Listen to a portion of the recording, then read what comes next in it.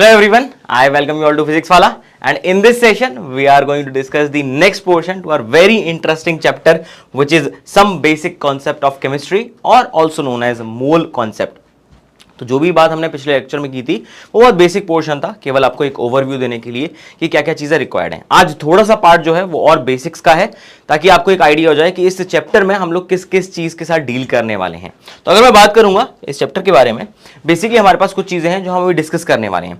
अगर फर्स्ट चीज की बात करते हैं यहाँ पे, तो आपके पास सबसे पहली चीज आएगी यूनिट्स एंड मेजरमेंट्स। इसके बारे में एक बार पूरा आइडिया ले लेंगे, क्योंकि इस चैप्टर में काफी सारे फॉर्मूले यूज होने वाले हैं और काफी सारे मेजरमेंट्स की टेक्निक यूज होने वाली है। तो आपको पता होना चाहिए कि वो मेजरमेंट करते हैं तो किस तरीके से करते हैं।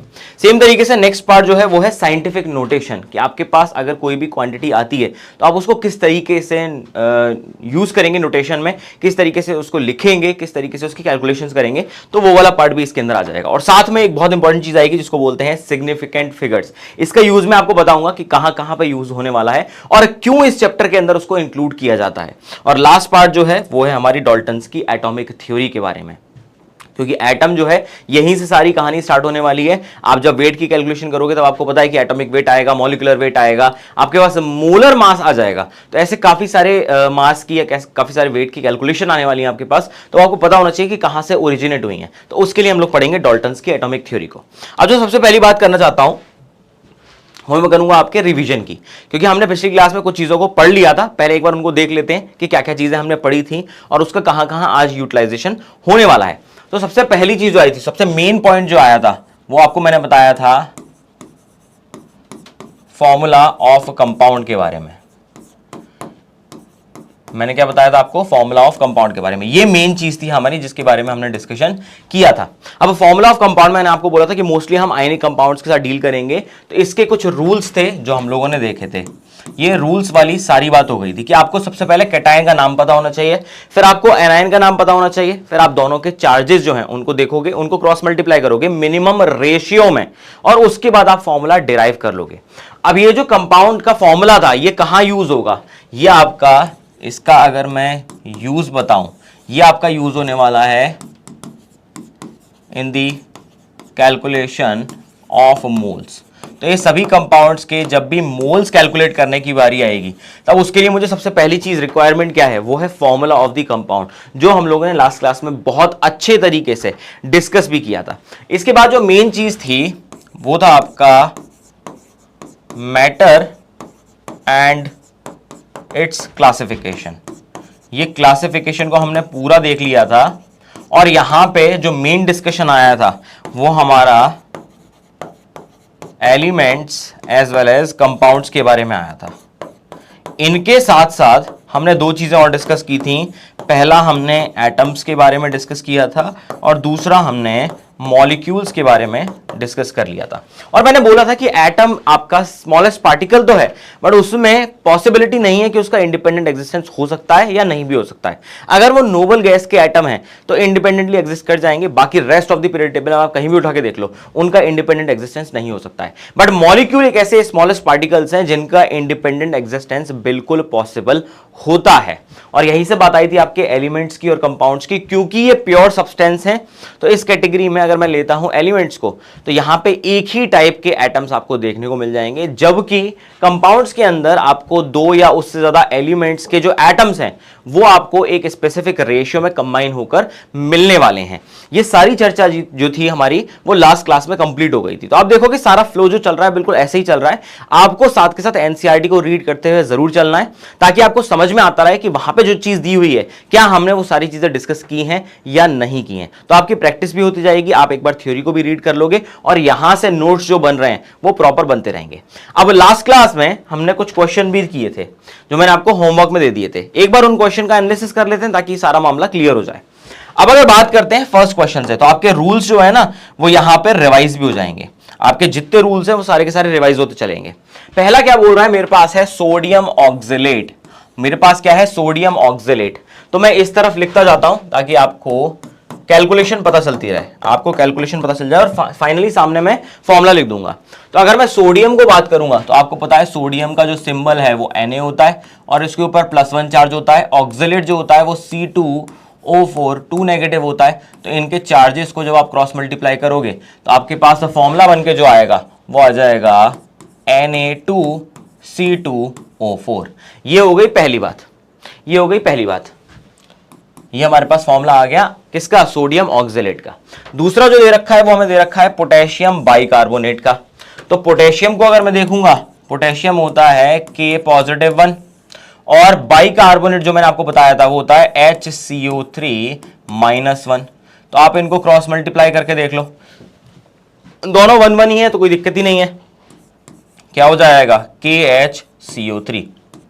काफी यूजफुल कंपाउंड है और आगे चल के इसको एस ब्लॉक में हम काफी ज्यादा यूज भी करेंगे। ठीक है, नेक्स्ट जो पार्ट आता है वो आता है जिंक सल्फाइड का। नेक्स्ट जो पार्ट आता है वो आता है जिंक सल्फाइड का। तो अगर इसके लिए मैं बात करूंगा, जिंक जो है हमारे पास 2 पॉजिटिव में होता है। जिंक का फिक्स है, आप याद कर लेना, अगर आपको नहीं पता है आप इसको नोट डाउन भी कर लेना कि जिंक का जो आयन होता है उसका नाम पहली बात तो एज इट इज लिखते हैं और उस केस में उसके ऊपर चार्ज जो होता है वो 2 पॉजिटिव होता है। अब सल्फाइट मैंने आपको बताया था, सल्फाइट होता है SO3 2 नेगेटिव। अब मैंने बोला था मिनिमम रेशियो में आपको पहले उनका क्रॉस मल्टीप्लाई करना है, तो इनका मिनिमम रेशियो 1:1 आएगा क्योंकि +2 और -2 चार्जेस दे रखे हैं। तो जब आप इनका मिनिमम रेशियो मल्टीप्लाई करोगे, इनका मिनिमम रेशियो जाएगा 1:1। तो यहां से आपके पास फॉर्मूला जो बन के आएगा वो आएगा ZnSO3। आई होप यहां तक की सारी कहानी आपको अच्छे से समझ में आ गई होगी। अब थोड़ा सा आगे की तरफ बढ़ते हैं। क्या बोल रहा है, नेक्स्ट पार्ट है आपके पास फेरिक सल्फेट। क्या दे रखा है, फेरिक सल्फेट। तो आप देखोगे फेरिक जो होता है वो तो Fe3 पॉजिटिव होता है और सल्फेट जो होता है वो SO4 2 नेगेटिव होता है। अब इनका मिनिमम रेशियो भी लोगे ना तो सेम ही आएगा, तो इसको इधर मल्टीप्लाई कर देना है और इसको इधर मल्टीप्लाई कर देना है। तो आपको पता है इस केस में आपका जो फॉर्मूला निकल के आएगा वो क्या आ जाएगा, वो आ जाएगा Fe2SO4 थ्राइस। ये आपके पास फेरिक सल्फेट का फॉर्मूला आ जाएगा। फेरस अगर होता तो +2 चार्ज होता, फेरिक है तो +3 चार्ज है। ठीक है, नेक्स्ट है हमारे पास मैग्नीशियम हाइपोफॉस्फाइट। अब मैंने बोला था आपको हाइपोफॉस्फाइट के लिए आपको याद रखना है कि हमारे पास एक एसिड होता है जिसको हम बोलते हैं H3PO2। अब इसमें से जब आप एक H पॉजिटिव निकाल लोगे तो आपके पास बच जाएगा H2PO2 नेगेटिव। इस आयन का नाम मैंने आपको बताया था, इसको बोलते हैं हाइपोफॉस्फाइट। इसको क्या बोलते हैं, हाइपोफॉस्फाइट। तो मेरे पास एक आयन आ गया है ये वाला और दूसरा मेरे पास क्या दे रखा था, मैग्नीशियम दे रखा था। तो Mg जो है उस पर तो 2 पॉजिटिव चार्ज है और जो H2PO2 है उस पर एक ही नेगेटिव चार्ज है।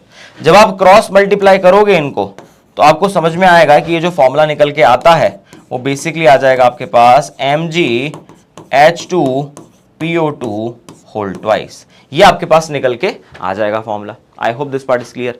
देख लो बहुत इजी सा है, ये आपका डिराइव करना भी मैंने आपको बता दिया था कैसे निकलेगा, और ये आपका हाइपोफॉस्फाइट होता है।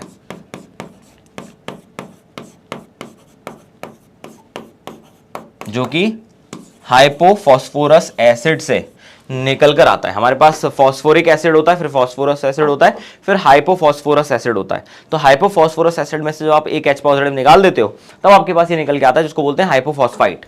अब नेक्स्ट बात करें तो कॉपर पर क्लोरेट है, तो कॉपर पे 2 है, मतलब कॉपर 2 पॉजिटिव है।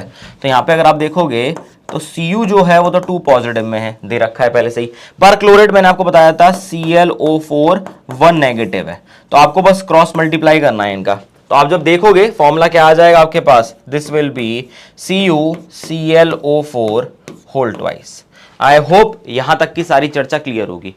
बहुत इजी है, ऐसे ही आप निकालोगे आपको समझ में आता रहेगा कि कहानी चल रही है तो क्या चल रही है।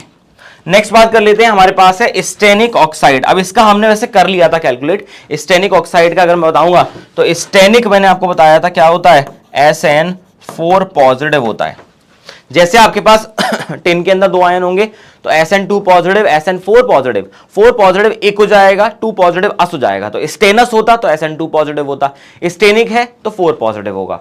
और ऑक्साइड की बात करेंगे तो ऑक्साइड तो हमको पता ही है कि O पे 2 नेगेटिव होता है। अब पहले तो इनका मिनिमम रेशियो देखना है, तो वो 1:2 जाएगा, फिर इनको क्रॉस मल्टीप्लाई कर दूंगा तो सीधे सीधे फॉर्मूला जो है मेरे पास क्या आ जाएगा, वो आ जाएगा SnO2 आ जाएगा। आई बात समझ में, बिल्कुल ऐसे ही चलेगा, बिल्कुल ऐसे ही चलने वाला है। नेक्स्ट है कैल्शियम फॉस्फेट। तो अगर मैं कैल्शियम की बात करूंगा, कैल्शियम का तो फिक्स है Ca2 पॉजिटिव फॉस्फेट की बात करेंगे तो PO4 3 नेगेटिव है, इनका मिनिमम रेशियो भी यही है, तो इनको क्रॉस मल्टीप्लाई कर देना है। तो आप अगर देखोगे इसका फॉर्मूला क्या आ जाएगा, this will be Ca3PO4 whole twice. I hope यहां तक की सारी चर्चा जो है वो आपको समझ में आ गई होगी। नेक्स्ट अगर बात करते हैं तो स्ट्रोंशियम का क्रोमेट आता है। तो अगर मैं स्ट्रोंशियम को लिखूंगा तो देखो बेटा Sr2 पॉजिटिव हो जाएगा, और क्रोमेट को लिखूंगा तो CrO4 2 नेगेटिव आता है। पर क्रोमेट जो डाइक्रोमेट जो है वो Cr2O7 2 नेगेटिव आता है, बट क्रोमेट जो है वो CrO4 2 नेगेटिव आता है। दोनों का मिनिमम रेशियो 1:1 ही आएगा। तो यहां से फॉर्मूला क्या आ जाएगा आपके पास, यहां से फॉर्मूला आएगा SrCrO4। ये भी काफी इंपॉर्टेंट केमिकल है और इसको हम यूज करेंगे जब भी हम स्ट्रोंशियम का एनालिसिस करते हैं, जब भी हम स्ट्रोंशियम को आइडेंटिफाई करते हैं कि किसी सॉल्ट के अंदर ये प्रेजेंट है या नहीं, तब इसकी जरूरत पड़ेगी। ठीक है, लास्ट है हमारे पास अमोनियम परऑक्साइड। तो अमोनियम मैंने आपको बताया था क्या होता है, NH4 पॉजिटिव, और परऑक्साइड इज O2 2 नेगेटिव। तो आप इसको बस क्रॉस मल्टीप्लाई कर दो इधर, तो क्या हो जाएगा आपके पास फॉर्मूला निकल के आ जाएगा NH4 ट्वाइस O2। ये फॉर्मूला आपके पास बनकर आ जाएगा। आई होप यहां तक की सारी चर्चा जो है वो आपको समझ में आ गई होगी। ये हमारा पुराना रिवीजन पार्ट था, ये पुराना हमारा रिवीजन पार्ट था। आई hope this part is clear.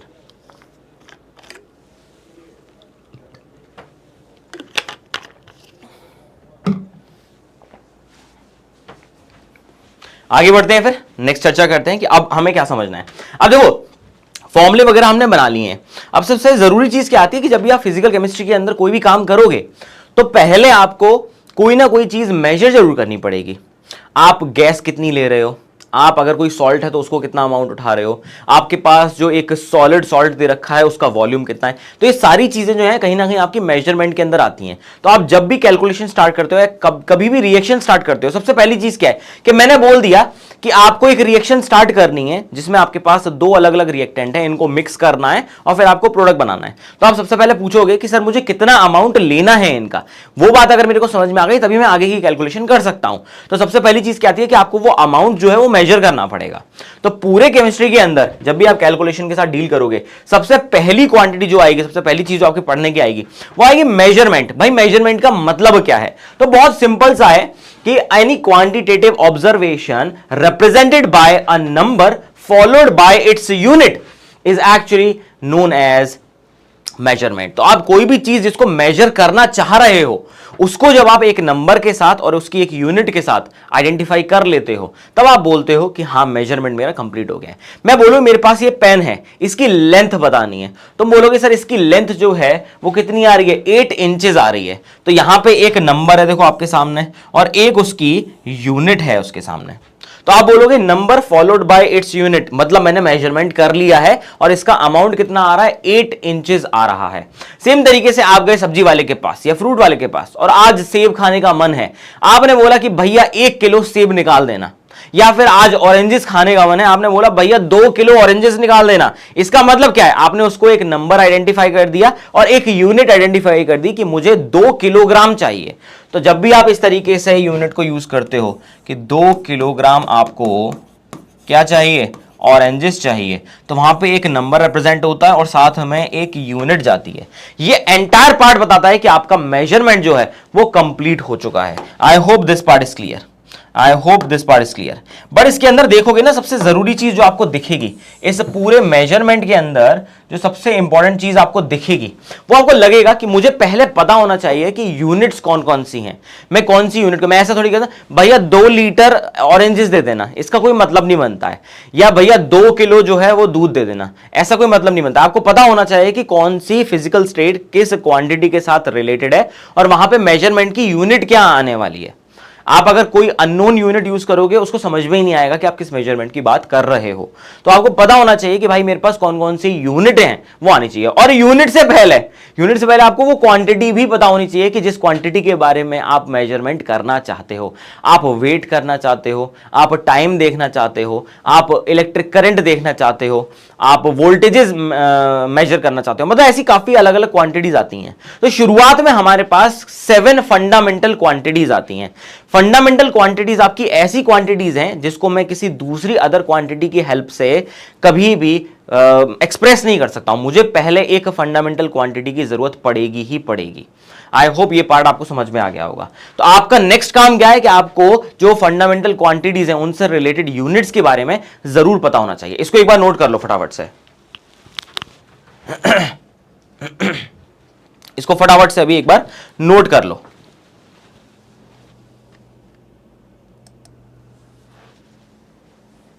तो अब सबसे पहली चीज क्या आती है इसके अंदर कि मुझे पता होना चाहिए कि कौन कौन सी क्वांटिटीज हैं जिसके बारे में मेजरमेंट करने वाला हूं।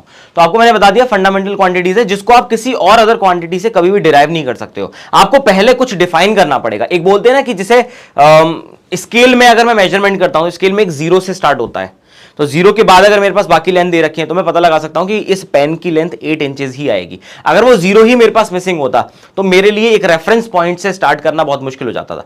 तो ये जो 7 फंडामेंटल क्वांटिटीज है ये आपकी रेफरेंस है। इनकी मदद से बाकी सारी क्वांटिटीज को आप डिराइव कर सकते हो। अब अगर मैं इनकी बात करूंगा, अगर मैं 7 फंडामेंटल क्वांटिटीज की बात करूंगा तो बहुत सिंपल सी है हमारे पास। पहला जो है हमारे पास लेंथ आएगा, फिर दूसरा मास आएगा, तीसरा टाइम आएगा, चौथा इलेक्ट्रिक करंट आएगा, पांचवा जो है वो है अमाउंट ऑफ सब्सटेंस। पांचवा जो है वो है हमारे पास अमाउंट ऑफ सब्सटेंस। और पूरी केमिस्ट्री में सबसे बढ़िया जो है हमारे पास फंडामेंटल क्वांटिटी वो यही आने वाली है। इसके बाद आपके पास ल्यूमिनस इंटेंसिटी आएगी और उसके बाद आपके पास टेम्परेचर आएगा। तो इनमें से जो मैं बात करता हूं मोस्टली जो हम आपकी केमिस्ट्री के अंदर यूज करने वाले हैं वो या तो मास को यूज करेंगे अभी के केस में, या फिर आपका अमाउंट ऑफ सब्सटेंस यूज होगा, या फिर आपका टेम्परेचर यूज होगा। बाकी अगर आप ल्यूमिनस इंटेंसिटी और इलेक्ट्रिक करंट को देखोगे इनका मैक्सिमम यूज फिजिक्स में होता है। सेम टाइम के साथ है, टाइम केवल काइनेटिक्स वाले चैप्टर में जो है आपका हेल्प करता है, अदरवाइज बाकी सारा टाइम ये जो है फिजिक्स में आपको हेल्प करेगा। ठीक है, लेंथ वाला मेजरमेंट भी मोस्टली फिजिक्स के ऑब्जेक्ट्स के लिए हम लोग यूज करते हैं, केमिस्ट्री में बहुत कम जगह यूज होता है। ठीक है, तो हमारे पास कुछ कुछ फंडामेंटल क्वांटिटीज हैं। ये 7 फंडामेंटल क्वांटिटीज ऐसी हैं जिससे आप बाकी सारी क्वांटिटीज को डिराइव कर सकते हो, बट इनको डिराइव करने के लिए आपके पास कोई हेल्प नहीं है। आपको पहले एक स्टैंडर्ड डेफिनेशन इनकी सेट करनी पड़ेगी ताकि आपकी कैलकुलेशन जो है वो स्मूथ हो जाए। अब इस केस में प्रॉब्लम क्या आती है कि जैसे हम लोग हैं इंडिया में, मे बी हमारे यहाँ जो यूनिट्स यूज होती हैं वो थोड़ी सी अलग होती हैं। जैसे हमारे यहाँ जो मास का मेजरमेंट होता है ना वो मोस्टली किलोग्राम्स में होता है। ग्राम्स में कर लिया, किलोग्राम्स में कर दिया कि भैया 250 ग्राम जाके ले आना, कि भैया आधा किलो जाके ले आना। तो यहाँ पे किलोग्राम वाली यूनिट बहुत ज्यादा यूज होती है। अगर आप बाहर चले जाओगे, यूएस वगैरह में चले जाओगे, तो वहां किलोग्राम वाला सिस्टम इतना ज्यादा यूजफुल नहीं है। वहां की जो एक्चुअल क्वांटिटी मेजरमेंट होती है वो पाउंड्स में होती है। तो आपने बता दिया कि 2 पाउंड्स का ये है बेसिकली मेरा क्या कहते हैं पाउडर है, या मैंने आटा लिया है, इसकी क्वांटिटी जो है वो 4 पाउंड्स की है। तो वहां पे अगर आप देखोगे तो ये थोड़ा सा डिफरेंस आता है आपके मास मेजरमेंट में इधर और उधर। तो अगर ऐसा केमिस्ट्री में हर जगह आप यूज करते हैं, अब रिसर्चर तो कहीं भी जा सकता है, वो यहां पे भी रह सकता है, वो यूएस जा सकता है, वो यूरोप में जा सकता है, कहीं भी जा सकता है। अगर हर जगह ही इन यूनिट्स का मतलब अलग अलग है तो एक जगह कैलकुलेशन करने के बाद मुझे रिजल्ट के लिए बार बार वो कैलकुलेशन को रिग्रेसली करना पड़ेगा कि मैं कन्वर्जन करूं वहां की यूनिट के हिसाब से और फिर मेजरमेंट करूं। तो ऐसा आपका जो international union of pure and applied chemistry जो है उन्होंने एक एसआई यूनिट दे दी। एसआई यूनिट देने का मतलब क्या है कि सब जगह पूरे यूनिवर्स के अंदर आप जहां भी यूज करोगे सब जगह एक तरीके की क्वांटिटी मेजर होनी चाहिए। यूनिवर्स तो बहुत बड़ा है खैर वैसे, बट अगर मैं बात करूं आपके वर्ल्ड के अंदर तो बेसिकली यहाँ पे जो वो चलती है मेजरमेंट यूनिट जो चलती है वो आईयूपीएसी रेगुलेट करता है, और उन्होंने ऐसा बोला कि हम ऐसा यूनिट्स को बेसिकली यूज कर लेते हैं। ऐसा यूनिट का मतलब क्या है कि अगर मैं इंडिया में कर रहा हूं या मैं किसी और कंट्री में भी कर रहा हूं, हर जगह जो मेजरमेंट है वो सेम तरीके का होना चाहिए। तो ये जो पार्ट था ये आपका आ गया था किसके थ्रू, एसआई यूनिट के थ्रू। तो हर किसी की स्पेसिफिक एसआई यूनिट्स हैं। अगर मैं देखूंगा इंटरनेशनल सिस्टम ऑफ यूनिट्स बोलते हैं इसको बेसिकली, तो आपकी एसआई यूनिट्स जो है उसमें अगर मैं लेंथ की बात करूंगा तो वो यूनिट जो आती है वो आती है आपकी मीटर। अगर मैं बात करूंगा मास की तो वो डेफिनेटली किलोग्राम के अंदर यूज होता है। अगर मैं टाइम की बात करूंगा तो उसके लिए आपके पास सेकंड आता है। अगर मैं इलेक्ट्रिक करंट की बात करूंगा तो यहां पे आपका एम्पियर आएगा। अगर मैं अमाउंट ऑफ सब्सटेंस की बात करूंगा तो यहां पे आपके पास मोल आ जाएगा। अगर मैं बात करता हूं ल्यूमिनस इंटेंसिटी की तो यहां पे हम लोग कैंडेला यूज करते हैं, और टेम्परेचर के लिए तो याद रख लेना एब्सोल्यूट टेम्परेचर हमेशा केल्विन में ही कैलकुलेट होता है। अगर मैं इनके सिंबल की बात करूं, सिंबल आपके सामने है जो आप मोस्टली जानते ही हो, मोस्टली आपने यूज किए हुए हैं, तो इसमें कोई डिफिकल्टी वाली बात है नहीं। अब बात आती क्या हमारे पास यही क्वांटिटी है केवल मेजर करने के लिए, तो नहीं, ऐसा नहीं है। आप इनकी हेल्प से काफी सारी क्वांटिटीज को और ज्यादा मेजर कर सकते हो, जिनको हम बोलते हैं डिराइव्ड क्वांटिटीज। तो derived quantities are those quantities which are derived from the fundamental ones. ठीक है, तो हमारे पास जो नेक्स्ट टर्म आने वाला है वो आने वाला है डिराइव्ड क्वांटिटीज का। अब देखो, जब भी मैं इन मेजरमेंट की बात करूंगा दो चीजें आती हैं। पहला तो इनकी मदद से मैं कौन कौन से अलग यूनिट्स को और डिराइव कर सकता हूं या कौन कौन सी अदर क्वांटिटीज को मैं डिराइव कर सकता हूं।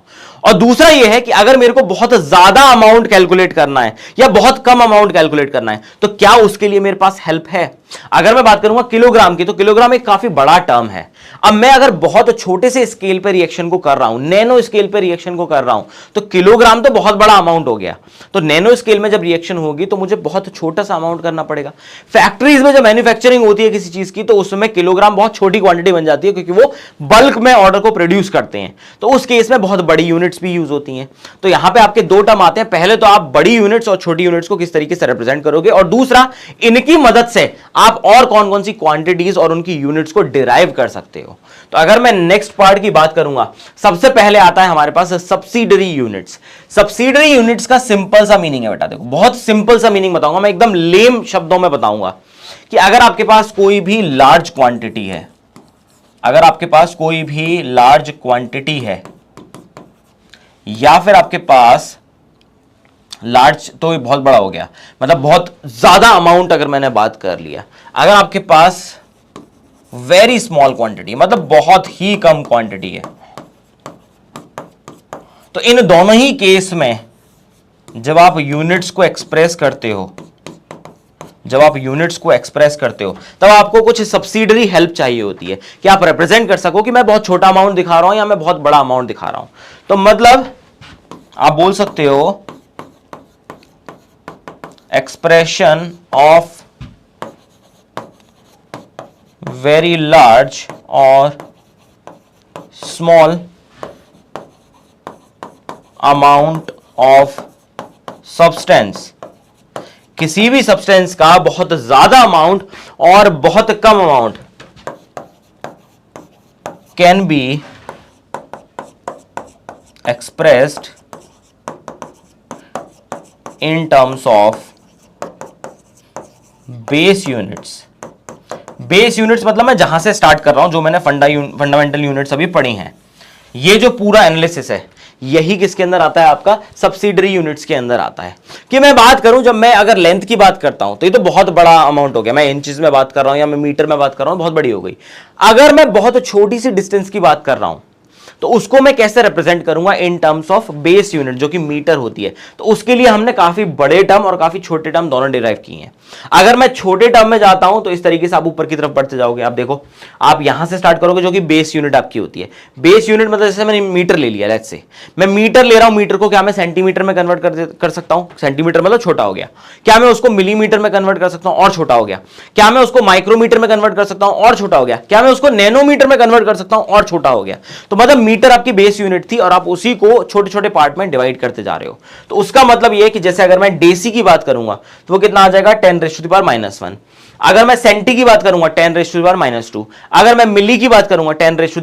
10⁻⁻⁻⁻⁻⁻⁻⁻⁻⁻⁻⁻⁻⁻⁻⁻⁻⁻⁻⁻⁻⁻⁻⁻⁻⁻⁻⁻⁻⁻⁻⁻⁻⁻⁻⁻⁻⁻⁻⁻⁻⁻⁻⁻⁻⁻⁻⁻⁻⁻⁻⁻⁻⁻⁻⁻⁻⁻⁻⁻⁻⁻⁻⁻⁻⁻⁻⁻⁻⁻⁻⁻⁻⁻⁻⁻⁻⁻⁻⁻⁻⁻⁻⁻⁻⁻⁻10⁻⁻3, अगर मैं माइक्रो की बात करूंगा 10⁻⁻6, अगर मैं नैनो की बात करूंगा 10⁻⁻9 होता है, अगर मैं पिको की बात करूंगा 10⁻⁻12 होता है। मोस्टली हमारा काम यहां तक चल जाता है, यहां तक हमारा काम चल जाता है। बट आप देखोगे एनसीईआरटी में और भी दे रखी हैं और छोटी छोटी क्वांटिटीज भी दे रखी हैं कि अगर आप इससे ऊपर जाओगे तो फेम्टो आएगा विच इज 10⁻⁻15, फिर उसके बाद आपके पास आटो आएगा विच इज 10⁻⁻18, फिर उसके बाद आपके पास जेप्टो आएगा विच इज 10⁻⁻21, फिर उसके बाद आपके पास आ जाएगा योक्टो विच इज 10⁻⁻24। तो ये आप छोटे छोटे टर्म्स में लेते हुए चाह रहे हो। अगर मैं बात करता हूं कि अगर सेम चीज को मैं रिप्रेजेंट करूंगा कि 1 माइक्रोमीटर का मतलब क्या हो गया, तो आप बोलोगे ये हो जाएगा 10⁻⁻6 मीटर। मतलब बेस यूनिट के टर्म में मैंने एक सब्सिडरी यूनिट को कैसे डिफाइन किया है, ये उसका कन्वर्जन है।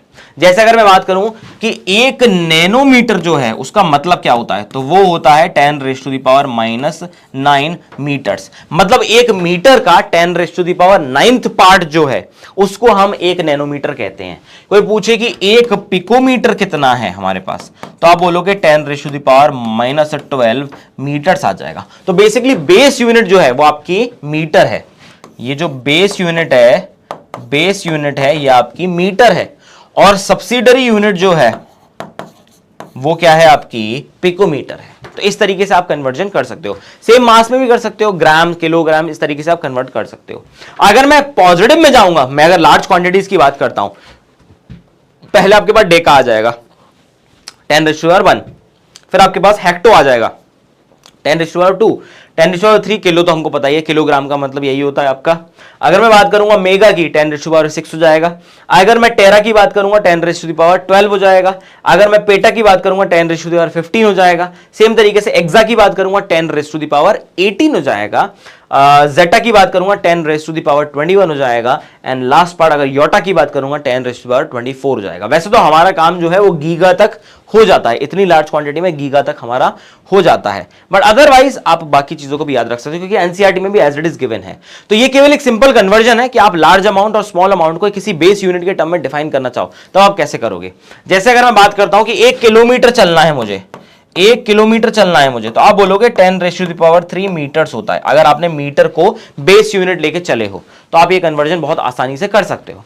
अगर आपसे बोले कोई कि मेरे पास तो 1 मेगामीटर बता दो भाई, 1 मेगामीटर बता दो, तो आप बोलोगे 10⁻6 मीटर्स हो जाएगा। तो with respect to the base unit आप किस तरीके से सब्सिडरी यूनिट का यूज करते हो, ये बहुत हेल्पफुल है और बहुत इंपॉर्टेंट चीज है, इसको नोट करते हुए चलना, बहुत इंपॉर्टेंट चीज है ये।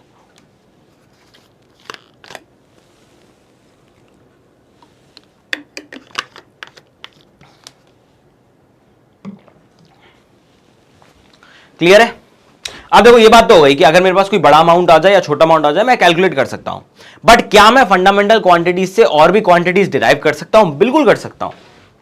तो यहां पे जो टर्म आता है वो आता है आपका डिराइव्ड क्वांटिटीज का। एक क्वेश्चन है आपका छोटा सा जिससे आपको आइडिया हो जाएगा, थोड़ी सी हेल्प भी मिल जाएगी कि मतलब क्या है। इसको सॉल्व कर लेते हैं। ऐसे क्वेश्चन आपको एनसीईआरटी में भी बहुत अच्छे तरीके से मिल जाएंगे, बहुत बेहतरीन तरीके से मिल जाएंगे। अगर मैं बात करता हूं माइक्रो की, तो माइक्रो का मतलब क्या होता है। डेका की बात करूंगा, डेका का मतलब क्या होता है। मेगा की बात करूंगा, मेगा का मतलब क्या होता है। गीगा की बात करूंगा, गीगा का मतलब होता है। और फेम्टो की बात करूंगा तो फेम्टो का मतलब क्या होता है। और यहां पे अलग अलग तरीके से आपके 10⁻⁴ के टर्म में दे रखा है। सबसे पहले अगर माइक्रो की बात करेंगे तो माइक्रो आपका 10⁻⁻⁻6 होता है, दैट इज माइक्रो। और इसको जब रिप्रेजेंट करते हैं तो म्यू से रिप्रेजेंट करते हैं। इसको कैसे रिप्रेजेंट करते हैं? म्यू से। डेका की बात करेंगे, डेका हमने भी पढ़ा था, डेका सीधे सीधे क्या हो जाता है? 10⁻1 हो जाता है। अगर मैं नेक्स्ट बात करूंगा मेगा की, तो मेगा 10⁻6 हो जाता है आपका, ठीक है। अगर उसके बाद अगर मैं बात करूंगा गीगा की, गीगा हमने अभी पढ़ा था 10⁻9 हो जाएगा। और लास्ट पार्ट है आपका फेम्टो का, तो फेम्टो तो 10⁻⁻15 होता है। तो एक बहुत सिंपल सा एनालिसिस था आपको हेल्प करने के लिए कि ऐसी तरीके की चीजें आपसे पूछी जा सकती हैं, ठीक है। I hope this entire part is clear, I hope this entire part is clear. अब बात कर लेते हैं ऐसी सभी क्वांटिटीज की which are actually derived from the fundamental ones. तो आप सिंपली बोल सकते हो इस केस में बोल सकते हो क्या है आपके पास, quantities derived from fundamental quantities, मतलब ऐसी क्वांटिटीज जो आपकी फंडामेंटल क्वांटिटीज से डिराइव होती हैं, उनको हम लोग क्या बोलते हैं बेटा? उनको हम डिराइव्ड क्वांटिटीज बोलते हैं। देख लो एक बार बहुत अच्छे तरीके से, बहुत सिंपल सा एनालिसिस है, बहुत सिंपल सा एनालिसिस है। देखो इस केस में अगर आप निकालना चाहोगे कि हमारे पास एक लेंथ थी, अगर मैं एरिया की बात करूंगा तो एरिया आपका क्या हो जाता है? एरिया को आप डिफाइन करते हो L इंटू बी, यही करते हो। तो जब L इंटू बी करोगे तो वहां से आपका एरिया आ जाएगा। वॉल्यूम की बात करोगे तो आप यहां पे कर देते हो L into B into H. तो सीधे सीधे समझ में आ रहा है कि ऐसी सभी क्वांटिटी जो कि फंडामेंटल क्वांटिटी से डिराइव होते हैं उनको हम लोग क्या बोलते हैं? आपकी डिराइव क्वांटिटीज बोलते हैं। देख लो इसको फटाफट से। तो बात कर लेते हैं किसकी? आपकी क्वांटिटीज की। तो यहां पे मैंने आपको बता दिया, जैसे आप एरिया और वॉल्यूम को देखते हो तो आपको पता है कि L इंटू बी या फिर L into B into H होता है। सेम तरीके से अगर डेंसिटी की बात करोगे, डेंसिटी तो आपको पता ही है, density basically mass per unit volume होती है, ये आपकी डेंसिटी आ जाती है। अगर मैं बात करूंगा फोर्स की तो ये क्या हो जाता है? ये आपका मास इंटू एक्सेलरेशन हो जाता है। अगर मैं प्रेशर की बात करूंगा तो ये फोर्स पर यूनिट एरिया जो है ये आ जाता है आपका। तो ये सारी की सारी क्वांटिटीज को अगर आप देखोगे ये कहीं ना कहीं किसी ना किसी तरीके से जो फंडामेंटल क्वांटिटीज है वहां से डिराइव हुई हैं। जैसे एरिया का तो सीधे समझ में आता है, इसकी यूनिट की अगर मैं बात करूंगा, दोनों लेंथ है, एल इंटू बी में दोनों लेंथ आती हैं आपकी, और लेंथ एक फंडामेंटल क्वांटिटी है, तो इसकी यूनिट क्या हो जाएगी, derived unit, which is metre square. Volume की बात करूंगा तो L into B into H है, तो इस केस में क्या हो जाएगी आपकी मीटर क्यूब हो जाएगी। अगर मैं डेंसिटी की बात करूंगा तो मास पर यूनिट वॉल्यूम है, तो मास की ऐसा यूनिट किलोग्राम है, वॉल्यूम की हमको पता है मीटर क्यूब, तो क्या हो जाएगा किलोग्राम पर मीटर क्यूब हो जाएगा। सेम तरीके से अगर फोर्स की बात करें तो फोर्स m इंटू ए है, m केजी में लिया जाता है, एक्सेलरेशन जो है मीटर पर सेकंड स्क्वायर में आता है, तो वो क्या हो जाएगा kilogram metre per second square, और इसी को हम लोग क्या बोलते हैं, इसी को हम बोलते हैं न्यूटन, तो आप न्यूटन भी यूज कर सकते हो। अगर मैं प्रेशर की बात करूंगा तो फोर्स पर यूनिट एरिया है, फोर्स न्यूटन था, एरिया क्या होता है मीटर स्क्वायर होता है, तो न्यूटन पर मीटर स्क्वायर आ जाएगा, या फिर इसको आप पास्कल भी बोल सकते हो। तो इस तरीके से आप कुछ क्वांटिटीज को डिराइव कर सकते हो, और पूरी केमिस्ट्री में हम यही करते रहेंगे, आपके पास अलग अलग क्वांटिटीज आएंगी और वो कहीं ना कहीं आपकी डिराइव्ड क्वांटिटीज ही होने वाली हैं। आई होप यहां तक का सारा पार्ट जो है वो आपको समझ में आ गया होगा, यहां तक का सारा पार्ट आपको क्लियर हो गया होगा।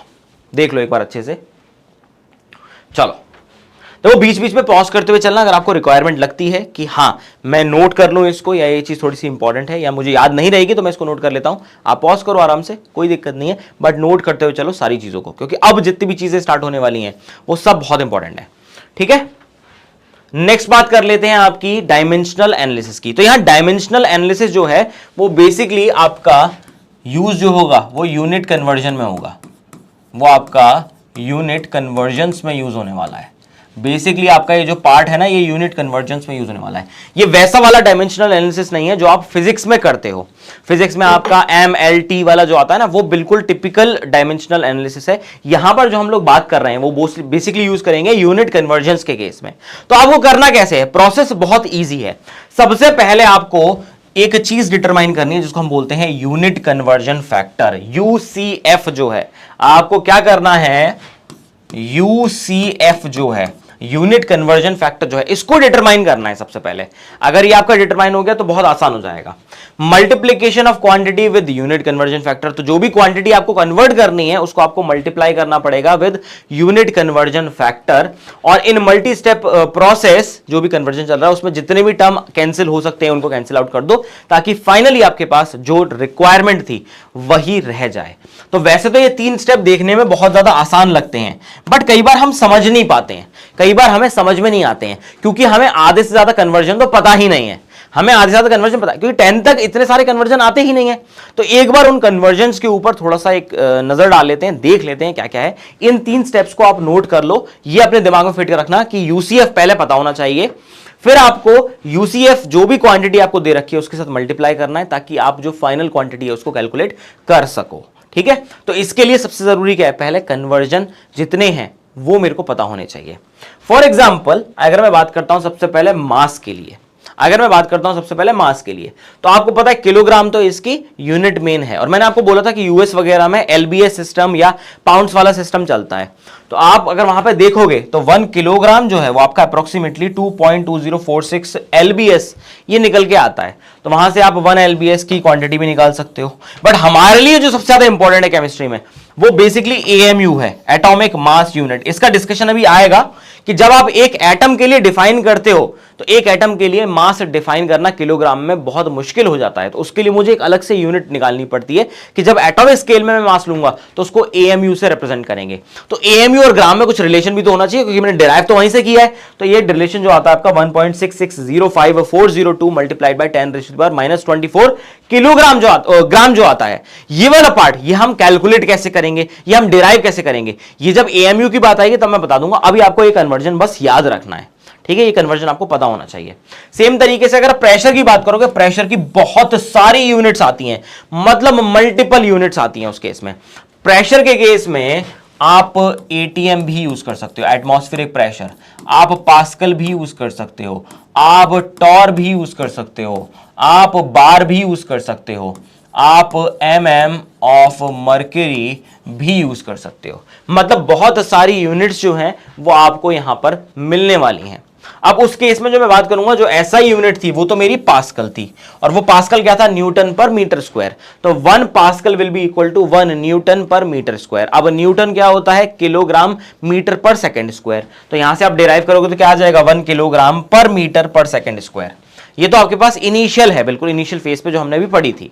अगर मैं एटीएम से स्टार्ट करता हूं तो 1 एटीएम का मतलब क्या होता है, तो आप याद रख लेना कि जो एक एटीएम जो होता है, एटमॉस्फेरिक प्रेशर जो होता है, वो सबसे पहले आपका इक्वल होता है 760 mm ऑफ मर्करी। और ये भी आपको समझ में आएगा कि इतना स्पेसिफिक कैसे है 760 mm ऑफ मर्करी, इसका मतलब क्या है। यह आता है गैसियस स्टेट के अंदर, स्टेट्स ऑफ मैटर के अंदर, तो वहां हम बात करेंगे कि ये 760 mm ऑफ Hg आया कैसे है। सेम तरीके से ये जो 1 atm है आपका, ये आपका इक्वल हो जाता है 760 टॉर्क के, ये आपके 760 टॉर्क के इक्वल हो जाता है। तो 760 mm ऑफ मर्करी और 760 टॉर्क के इक्वल है। तो मैं यहां से एक चीज और निकाल सकता हूं, आप अगर देखोगे यहां से मैं एक चीज इधर लिख रहा हूं, देखो इधर लिख रहा हूं, आप यहां से निकाल सकते हो कि 1 टॉर्क जो है वो किसके इक्वल हो जाएगा, 1 mm ऑफ मर्करी के इक्वल हो जाएगा। आई बात समझ में। ये तो एक पहली चीज है जो आपने वहां से रिलेशन से निकाल ली है। आप अगर देखोगे तो यहां से आपके पास 1 बार जो है वो 10⁵ पास्कल आता है। तो एटीएम और बार में क्या रिलेशन है, यहां पे एटीएम जो है वो होता है 101,325 पास्कल के इक्वल, और यहां से 10⁵ पास्कल है। तो आप सीधे सीधे बोल सकते हो कि 1 एटीएम जो आता है वो 1.01325 बार के इक्वल आएगा। ये बस आपको सारी चीजें पता होनी चाहिए, इसको फटाफट से नोट कर लो, बहुत इंपॉर्टेंट चीज है, ये बहुत ज्यादा इंपॉर्टेंट चीज है। I hope this entire part is clear, I hope this entire part is clear. अब ये सारी चर्चा जो है ये तो हमको समझ में आ गई कि प्रेशर के केस में काफी सारी यूनिट्स हैं। तो हमने एटीएम का पास्कल में, टॉर में, बार में, एमएम ऑफ Hg सभी में कन्वर्जन देख लिया, और जो एक्स्ट्रा हमारे पास आ रहे थे कन्वर्जन वो भी हमने नोट कर लिए हैं। क्या है इसके अलावा और कोई क्वांटिटी भी हमारे पास? डेफिनेटली टेम्परेचर तो बहुत ज्यादा इंपॉर्टेंट है आपके लिए, टेम्परेचर बहुत ज्यादा इंपॉर्टेंट है। टेम्परेचर के लिए याद रख लेना, जब भी हम टेम्परेचर की बात करते हैं मेन यूनिट जो आती है वो आती है केल्विन में। इसके अलावा जो हम यूज करते हैं इंडिया में तो डिग्री सेल्सियस बहुत ज्यादा यूज होता है, या फिर आपके पास डिग्री फ़ारेनहाइट भी यूज होता है। ये 3 चीजें हैं, ये सबसे ज्यादा आपकी चलेंगी। अगर इन तीनों में कन्वर्जन पूछा जाए तो आप याद रख लेना, आपके पास degree Celsius -0 divided by 100 will be equal to Kelvin -273.15 divided by 100 will be equal to degree Fahrenheit -32 divided by 180। ये बस आपको याद रखना है, एक सिंपल कन्वर्जन फॉर्मूला बता रहा हूं, इसको याद रख लोगे कभी कोई दिक्कत नहीं होगी। क्योंकि हमारे पास डिग्री सेल्सियस से डिग्री फ़ारेनहाइट का कन्वर्जन तो है, हमारे पास केल्विन से डिग्री सेल्सियस का कन्वर्जन तो है, बट हमारे पास केल्विन से फ़ारेनहाइट का कन्वर्जन डायरेक्टली नहीं है। तो वो मैंने आपको दे दिया है, आपको बस ये चीज याद रखनी है, ये सिंपल सा फॉर्मूला है, इसके थ्रू आप सारी चीजें कैलकुलेट कर सकते हो। तो ये तो बात हो गई टेम्परेचर की। एनर्जी के केस में बात करोगे तो एनर्जी के केस में यूनिट्स जो होती हैं वो आपकी जूल में भी आती है, वो आपकी कैलोरी में भी आती है, वो आपकी इलेक्ट्रॉन वोल्ट में भी आती है। तो अगर मैं जूल की बात करूंगा तो जूल जो होता है आपका 1 किलोग्राम मीटर स्क्वायर पर सेकेंड स्क्वायर आता है। अगर मैं कैलोरी की बात करूंगा तो वो बेसिकली 4.2 के आसपास जूल के इक्वल होती है, या एक्चुअल में 4.184 होती है, बट आप 4.2 भी उसको यूज कर सकते हो। अगर मैं इलेक्ट्रॉन वोल्ट की बात करूंगा तो वो बेसिकली चार्ज ऑफ इलेक्ट्रॉन के इक्वल हो जाता है, जो कि जूल्स में आप एक्सप्रेस करते हो। तो ये सारी चीजें नोट करते हुए चलना बहुत इंपॉर्टेंट है, और आगे चल के आगे आने वाले चैप्टर्स में इनको हम धीरे धीरे इनकॉर्पोरेट भी करते जाएंगे। ठीक है,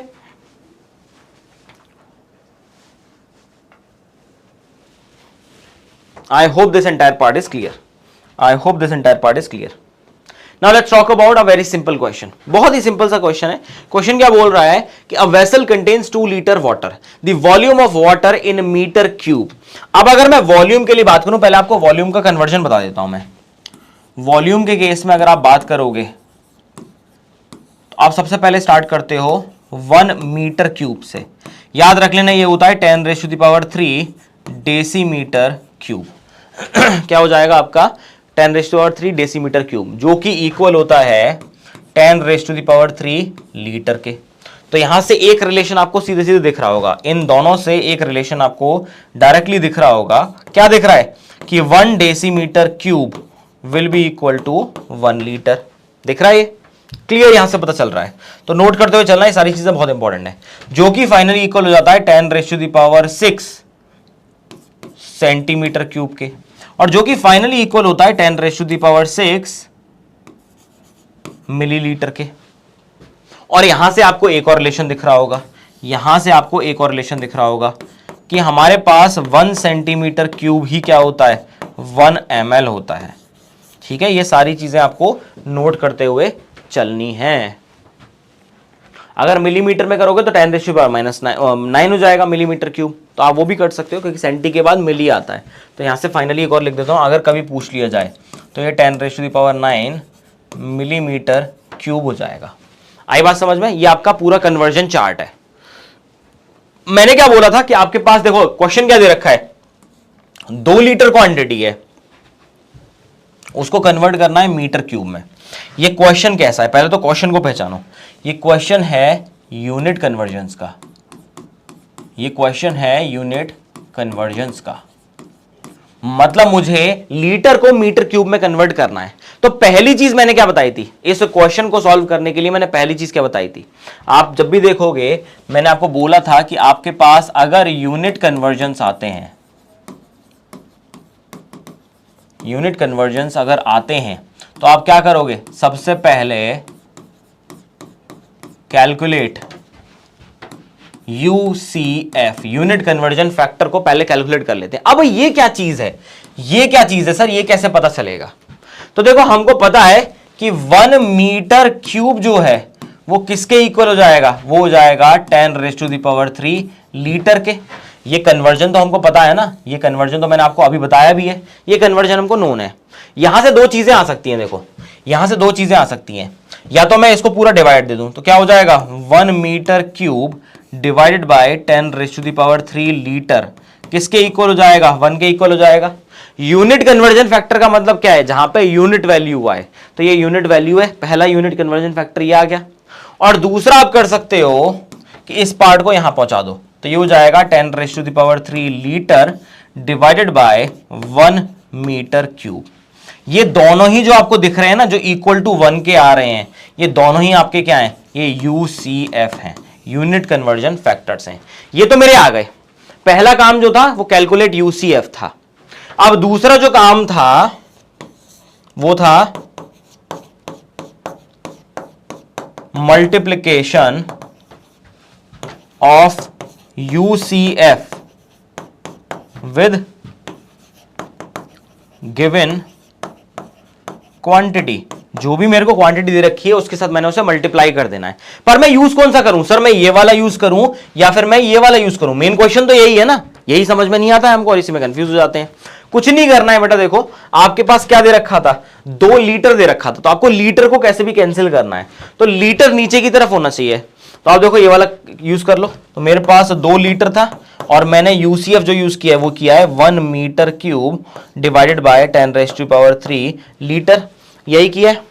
अब ये यूनिट में लीटर से लीटर तो चला गया और 10⁻³ को नीचे से ऊपर लाऊंगा तो ये क्या हो जाएगा मेरे पास, ये फाइनली हो जाएगा 2 मल्टीप्लाइड बाय 10⁻³ मीटर क्यूब।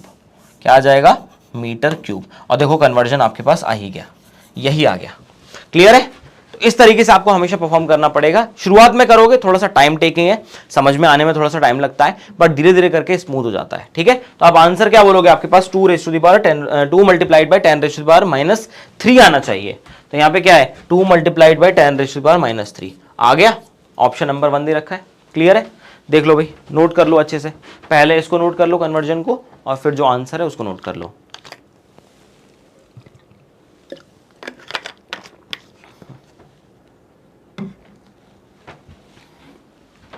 अब इसको नोट कर लो। बस यही प्रोसेस आपको करनी है मल्टीपल टाइम्स, जब भी कन्वर्जन पूछा जाए, जब भी कन्वर्जन आपके पास पूछा जाए।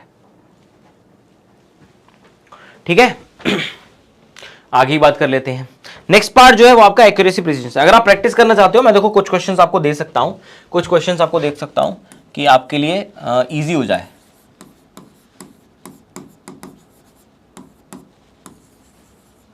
कुछ क्वेश्चंस आपको दे सकता हूं, जैसे अगर मैं बात करता हूं कन्वर्ट, आप एनसीईआरटी से भी कर सकते हो, तो बिल्कुल बेसिक प्रैक्टिस है। Convert 1.5 ATM into mm of mercury. पहला तो ये आ गया। सेकंड आप ले लो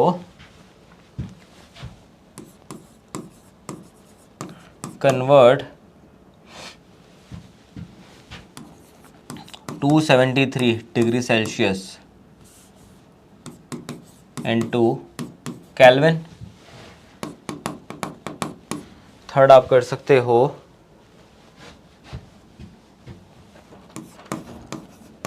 convert 2 kilogram per metre cube into gram per centimetre cube. ठीक है। नेक्स्ट आप कर सकते हो, फोर्थ आप कर सकते हो, जैसे अगर मैं बात करूं कन्वर्ट 1 किलोग्राम इनटू AMU। और लास्ट अगर बात कर लूं तो आप ले सकते हो, क्या ले सकते हो,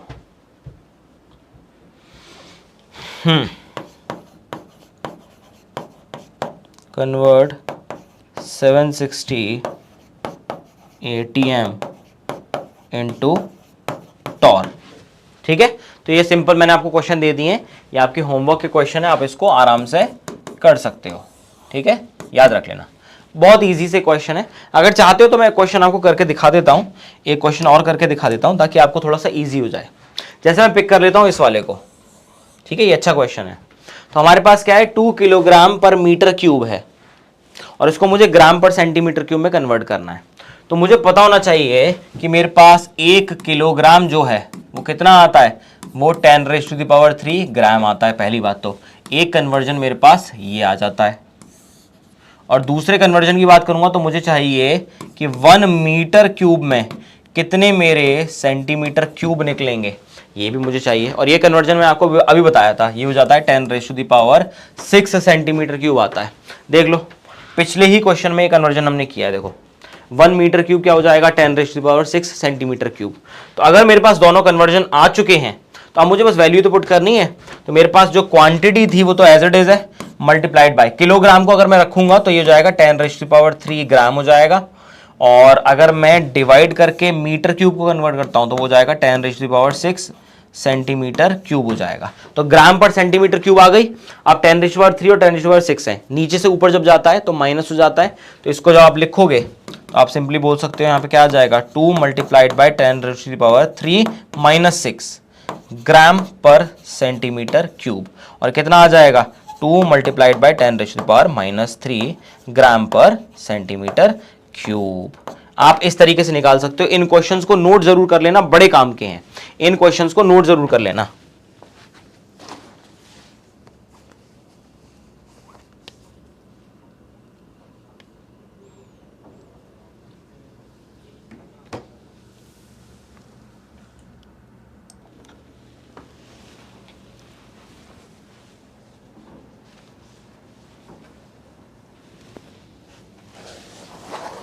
आई होप ये पार्ट नोट कर लिया होगा आपने, ये सभी ने नोट कर लिया होगा। चलो जी, अब इसके बाद जो चर्चा करते हैं वो बेसिकली आएगा, एक बहुत इंपॉर्टेंट टर्म है आपका। जनरली हम कई बार इसको ध्यान से नहीं समझते हैं या इसका यूज पता नहीं चलता है, जो है आपका एक्यूरेसी और प्रिसीजन के बारे में। अब मैं थोड़ा सा ओवरव्यू देना चाहता हूं कि आपके सामने मैंने 3 वेइंग मशीन रखी हैं, ठीक है, और मैंने बोला एक एक करके हर स्टूडेंट को उस पर एक बार हॉप इन करना है, चढ़ना है उसके ऊपर और अपना वेट मेजरमेंट करना है। आप पहली बार चढ़े या मैं चलो पहली बार चढ़ गया और मैंने देखा कि वेट का जो स्केल है वो 80 आ रहा है, केवल 80 विदाउट एनी डेसिमल। अब मैं दूसरी मशीन में चढ़ा तो वो आ रहा है 80.1 और तीसरी पे चढ़ा तो वो आ रहा है 80.12। तो अब तुम बताओ कि कौन सी मशीन तुम लोग प्रेफर करोगे। तुम्हारे दिन में सबसे पहले आएगा कि सर हाँ, पहली मशीन जो है वो केवल 80 बता रही है, मतलब वो डेसिमल में कुछ पता नहीं चल रहा है। सेकंड मशीन डेसिमल के 1 पॉइंट तक आंसर दे रही है और तीसरी मशीन जो है वो डेसिमल के 2 पॉइंट तक आंसर दे रही है। तो मतलब आपकी बात सही है कि तीसरी जो मशीन है, बिल्कुल सही आंसर है आपका कि जो थर्ड मशीन है वो आप हमेशा चूज करोगे, क्योंकि वो आपको डेसिमल के काफी ज्यादा पॉइंट तक आंसर दे रही है। मतलब आपका आंसर जो है वो, आपका वेट जो है वो लगभग सही आने के बहुत सारे चांसेस हैं उस थर्ड मशीन के अंदर। अब बात यह आती है कि आप उस थर्ड मशीन को आपने सेलेक्ट कर लिया, आप मार्केट गए और आपने उस मशीन को परचेज कर लिया, डेफिनेटली थोड़ी महंगी होगी। और जब आप घर पे लेकर आए, उसको पहली बार चढ़े तो वो आ रहा था 80.12, नेक्स्ट टाइम चढ़े तो वो 79 चला गया, 79.05 हो गया, और थर्ड टाइम जब आप उसके अंदर ऊपर फिर से चढ़े वेट मेजरमेंट के लिए, तो वो वेट जो था वो 83.45 चला गया। आपको लगेगा मशीन के अंदर कुछ गड़बड़ है यार, 3 बार मैंने मेजरमेंट किया और तीनों बार अलग अलग वैल्यूज आ रही हैं, इतना तो वेरिएशन हो नहीं सकता है। तो आपको लगेगा ये मशीन मेरी काम की नहीं है, ये चाहे मुझे रिजल्ट डेसिमल के काफी पॉइंट तक दे रही है बट ये मेरे काम की नहीं है। सेम चीज आप अगर केमिस्ट्री लैब के अंदर करते हो, तो आपको मैंने दिया एक एक्सपेरिमेंट कि भैया ये 2 रिएक्टेंट हैं, इनको मिलाना है और आपको रिएक्शन करनी है। आपको 2 ग्राम पहले का लेना है और 1 ग्राम दूसरे वाले रिएक्टेंट का लेना है। आपने मेजरमेंट किया, एक बच्चा चला गया करके, अब दूसरे वाले नहीं किया, वहां पे थोड़ा सा एरर आ गया, उसको पता ही नहीं चला, उसने 2 ग्राम जो लिया वो एक्चुअली में 2.2 ग्राम था, तो उसकी रिएक्शन अलग चली जाएगी। तीसरे वाले ने लिया, उसमें वेट में फिर से फर्क आ गया, और तीनों के रिजल्ट जब आए फाइनली, तो तुम तीनों ने मिला के देखा कि हमारे रिजल्ट तो अलग अलग आ रहे हैं, मतलब कुछ तो गड़बड़ हुई है। तो केमिस्ट्री लैब में जब आप एक्सपेरिमेंट करोगे और आपकी मशीन जो है वो पूरे तरीके से आपको सही रिजल्ट नहीं दे रही है, तो आप जितनी बार भी एक्सपेरिमेंट करने की कोशिश करोगे, आपको हर बार एक अलग तरीके का रिजल्ट मिलता रहेगा। वहां पर बात आती है किसकी? एक्यूरेसी और प्रिसीजन की, कि अगर मैं कोई भी मशीन, क्योंकि केमिस्ट्री में, फिजिकल केमिस्ट्री में तो आपको मेजरमेंट के बिना आप कुछ कर ही नहीं सकते हो, अगर वो मेजरमेंट ही गलत होने लग गए तो आपके आंसर तो हमेशा गलत आएंगे। तो इसलिए आपको ऐसी मशीन्स चाहिए जिनके रिजल्ट जो हैं वो बिल्कुल एकदम सही हो, जिसका मतलब क्या है, वो मशीन आपकी प्रिसाइज और एक्यूरेट होनी चाहिए। तब जाके हमको इंपॉर्टेंस समझ में आती है कि प्रिसीजन और एक्यूरेसी केमिस्ट्री के अंदर कितना ज्यादा यूजफुल है। अब मैं बिल्कुल सिंपल सा एग्जांपल लेके बताता हूं कि इनका मतलब क्या है। देखो, कुछ टर्म है प्रिसीजन और एक्यूरेसी को समझने के लिए जो आपको पता होने चाहिए। जब भी हम प्रिसीजन और एक्यूरेसी की बात करते हैं, 2 चीजें इसके अंदर सबसे ज्यादा इंपॉर्टेंट है। एक तो होती है ट्रू वैल्यू ऑफ रिजल्ट, जो भी आपने एक्सपेरिमेंट किया है उसकी ट्रू वैल्यू। सबसे पहला पॉइंट तो यही आता है कि ट्रू वैल्यू, जिसको हम बोलते हैं, जो कि क्या है, actual value of that measurement. उस मेजरमेंट की जो एक्चुअल वैल्यू है वो होती है मेरी ट्रू वैल्यू। ये तो हो गया पहला टर्म जो हम बात करते हैं किसके अंदर, प्रिसीजन और एक्यूरेसी के अंदर। और दूसरी चीज जो आती है, सेकंड चीज जो आती है, वो आती है मेजरमेंट वैल्यूज। वो क्या आती है आपकी, मेजरमेंट वैल्यूज। आई बात समझ में कि आपने जितने भी एक्सपेरिमेंट किए हैं वहां पे जो आप वैल्यूज निकाल रहे हो उनको हम क्या बोलेंगे, मेजरमेंट वैल्यूज बोलेंगे। मतलब आपने जितनी बार भी एक्सपेरिमेंट किया है, जो जो वैल्यूज आ रही हैं वो पर्टिकुलर मेजरमेंट की वैल्यूज हैं। आप बोल सकते हो वैल्यूज ऑब्टेन्ड इन एक्सपेरिमेंट, कि एक्सपेरिमेंट में जो वैल्यूज आ रही हैं वही मेरी मेजरमेंट की वैल्यूज है। अब इनका यूज क्या होने वाला है, अब देखो, डेफिनेशन से पहले मैं आपको कुछ चीजें बताना चाहता हूं, एक सिंपल सा एक्सपेरिमेंट लेके बताना चाहता हूं, ठीक है। इस पूरे एनालिसिस से पहले, डेफिनेशन के एनालिसिस से पहले मैं आपको बताना चाहता हूं कि इसका मतलब क्या है। कि एक मेरे पास एक्सपेरिमेंट था मेरे पास। क्या एक्सपेरिमेंट था, किसका, वॉल्यूम मेजरमेंट का। क्या था मेरे पास, एक वॉल्यूम मेजरमेंट का एक्सपेरिमेंट था, मैंने डिजाइन किया लैब के अंदर। और मैंने बोला 3 लोगों को, मैंने बुलाया सोनू को, मैंने बुलाया टीटू को, और मैंने बुलाया स्वीटी को। मैंने 3 लोगों को बुलाया क्लास के अंदर और मैंने बोला बेटा 3 एक्सपेरिमेंट दे रहा हूं तुम लोगों को, तुमको बस वॉल्यूम मेजरमेंट करना है, कोई भी लिक्विड ले लो उसका वॉल्यूम मेजरमेंट करना है। उन्होंने बोला ठीक है सर, कोई दिक्कत नहीं है। अब मैंने जो उनको दिया था, मैंने जो उनको लिक्विड दिया था वो था वाटर,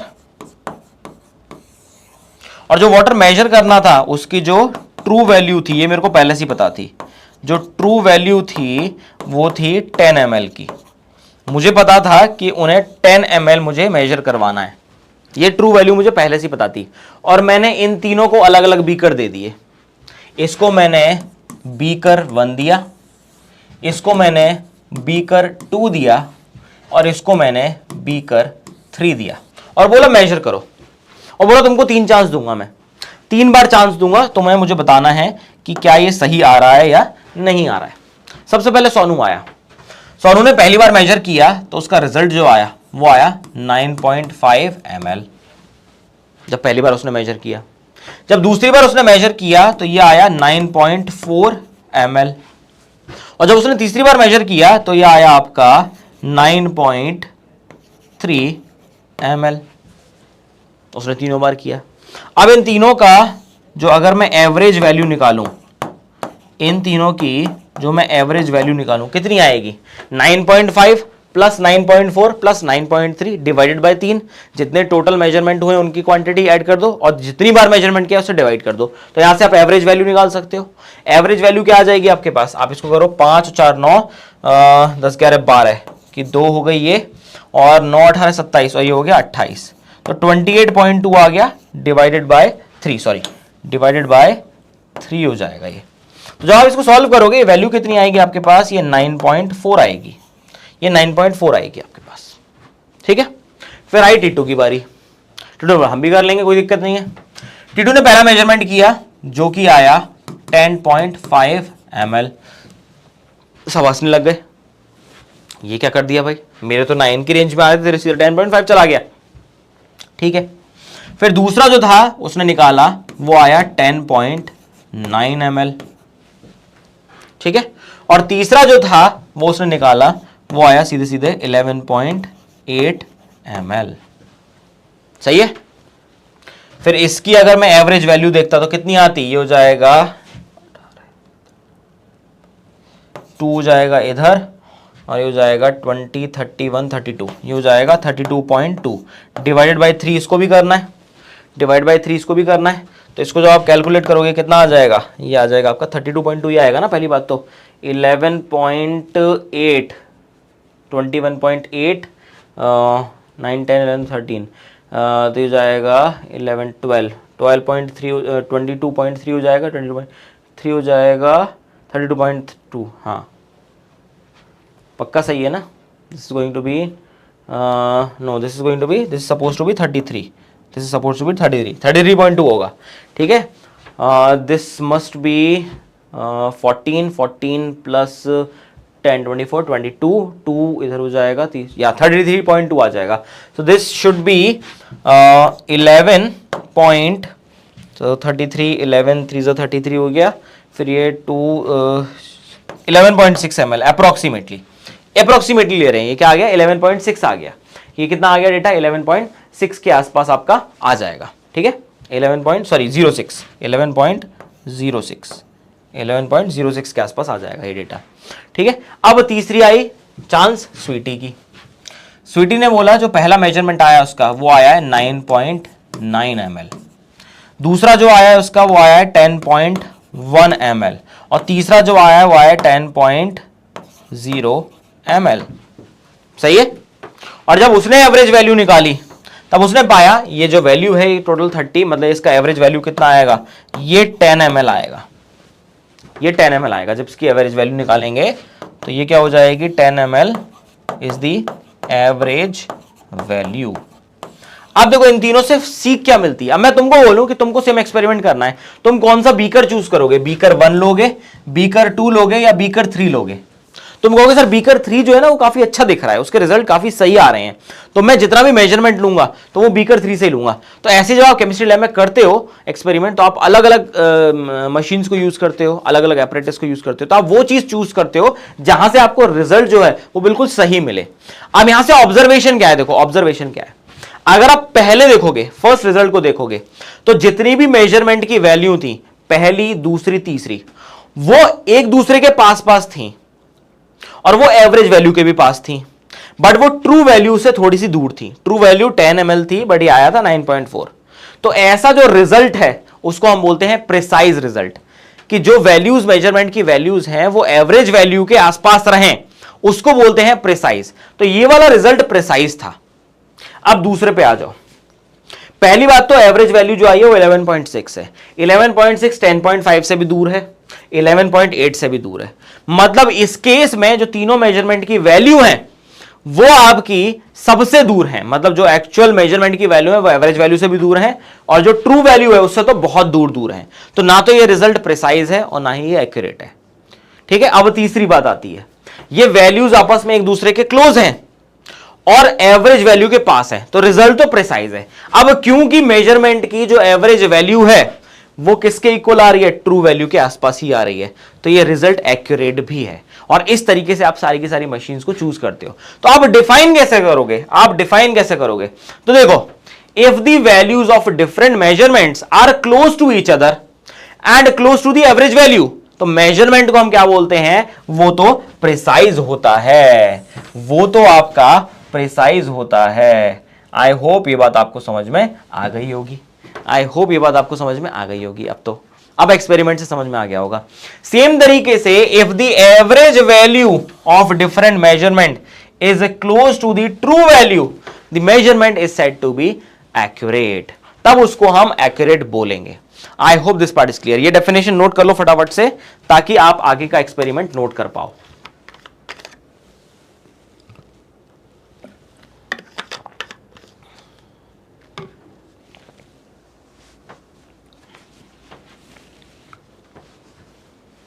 अब एक पार्ट आता है इसमें, इसको भी नोट कर लेना ताकि आपको रेफरेंस पता रहे, अब एक और एक्सपेरिमेंट आता है, जैसे आपने देखा होगा मैग्नेटिक डार्ट वाला जो होता है, जिसमें सामने एक टारगेट होता है और वहां पे मैग्नेटिक डार्ट जो है आपको फेंकना होता है कि वो कहां जाके लगेगा। जनरली पॉइंटेड डार्ट भी होता है आपका, जिसपे आप निशान लगाते हो। यूजुअली खतरे से बचने के लिए हम मैग्नेटिक डार्ट ले लेते हैं ताकि वो मैग्नेट जाके चिपक जाए आपका। ये आपने एक्सपेरिमेंट कई बार देखा भी होगा, कई जगह होता है वो एक्सपेरिमेंट। अगर उसको देखोगे, मैंने क्या किया है, वहां से मैग्नेटिक डार्ट स्टार्ट किए हैं। अब पहले केस में जब मैंने सोनू को चांस दिया था, तो सोनू के पास 3 चांसेस थे। सोनू ने पहली बार जो था टारगेट वो यहां इस जगह आके, सॉरी थोड़ा सा डार्क कलर लेते हैं ताकि आपको दिख जाए। उसने पहली बार जो था वो तो यहां आके हिट किया था,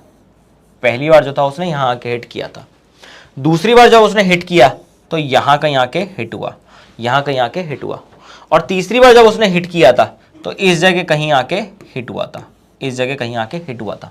आप देखोगे ये तीनों चीजें जो है ना, तीनों वैल्यूज जो हैं वो एक दूसरे से दूर हैं, और ये आपके रिजल्ट से भी, जो टारगेट क्या है आपका मेन रिजल्ट है वो ट्रू वैल्यू है, इससे भी दूर है। तो ऐसे रिजल्ट को आप क्या बोलोगे कि ये रिजल्ट तो आपका काफी लो एक्यूरेसी वाला है और काफी लो प्रिसीजन वाला है। तो अगर मेरे पास कोई एपरेटस है जो ऐसे रिजल्ट देता है तो मैं पहले उसे हाथ जोड़ दूंगा कि भैया ये नहीं होने चाहिए, ये नहीं आने चाहिए मेरे पास। अब दूसरा चांस आया मेरे पास, अब की बार कौन आया मेरे पास, अब की बार आया टीटू। ठीक है, उसने बोला सर मैं ट्राई कर लेता हूं। मतलब ठीक है भाई, कोई दिक्कत नहीं है। उसने बोला कि सर मैंने पहली बार कर रहा हूं तो यहां पे आ गया है, देखो इस जगह मेरा आ चुका है। मैंने बोला बहुत अच्छी बात है बेटा, बहुत बढ़िया है। उसने भी यहीं से शुरुआत की थी। इसने दूसरी बार हिट किया तो भी यहीं आके लगा, और जब उसने तीसरी बार हिट किया तो भी यहीं आके लगा उसका, तीसरी बार यहीं आके लगा। अब ये तीनों ही जो थे ये ट्रू वैल्यू से तो थोड़ा सा दूर थे, बट एक दूसरे के पास थे, तो इनकी एवरेज वैल्यू भी इसके पास ही रही होगी। तब आप बोलोगे कि ये जो रिजल्ट था, ये इसकी एक्यूरेसी तो लो थी, बट प्रिसीजन इसका काफी अच्छा था। ठीक है, फिर आती है बात थर्ड मेंबर की, फिर आती है तीसरे मेंबर की। अब आई स्वीटी। उसने बोला हम ट्राई करते हैं। मैंने बोला ठीक है बेटा, बहुत अच्छी बात है, करो ट्राई, करना ही चाहिए। उसने पहली बार हिट किया और पहली बार हिट करते ही इधर लग गया। दिख रहा है, ये विजुअल नहीं होगा शायद, ये विजिबल नहीं होगा उतना, एक सेकेंड। हाँ, उसने पहली बार हिट किया तो यहां लग गया, पहली बार जब उसने हिट किया तब यहां लग गया। ठीक है, दूसरी बार जब उसने हिट किया तो यहां लग गया, दूसरी बार जब उसने हिट किया तब यहां लग गया, और तीसरी बार जब उसने हिट किया तो यहां लग गया। तीसरी बार जब उसने हिट किया तब यहां लग गया। अब ये था टारगेट। अब ये सारी वैल्यूज जो थी टारगेट के आसपास थी, बट खुद एक दूसरे से थोड़ी थोड़ी दूर थी। तो यहां पे समझ में आया कि यहां का रिजल्ट जो है वो क्या है, एक्यूरेसी तो उसकी अच्छी है क्योंकि ये वैल्यूज जो हैं ये ट्रू वैल्यू के आसपास ही आ रही हैं, बट एक दूसरे से दूर हैं, तो इनकी प्रिसीजन जो है वो लो है। फिर आया मैं, फिर रुको अब मैं तुम्हें दिखाता हूं। फिर मैं आया, मैंने बोला बेटा ऐसे नहीं करते हैं, अब एक्सपर्ट की सलाह लेंगे, अब एक्सपर्ट की बात सुनेंगे, अब थोड़ा सा एक बार देखते हैं कि क्या होता है।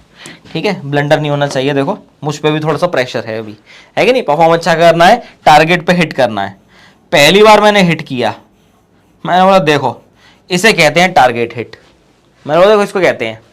दूसरी बार जब मैंने लिया तो दूसरी बार यहां आके हिट हुआ, मैंने बोला देख रहे हो, मतलब अब तो हैट्रिक की बारी है, बस अब तो हैट्रिक की बारी है।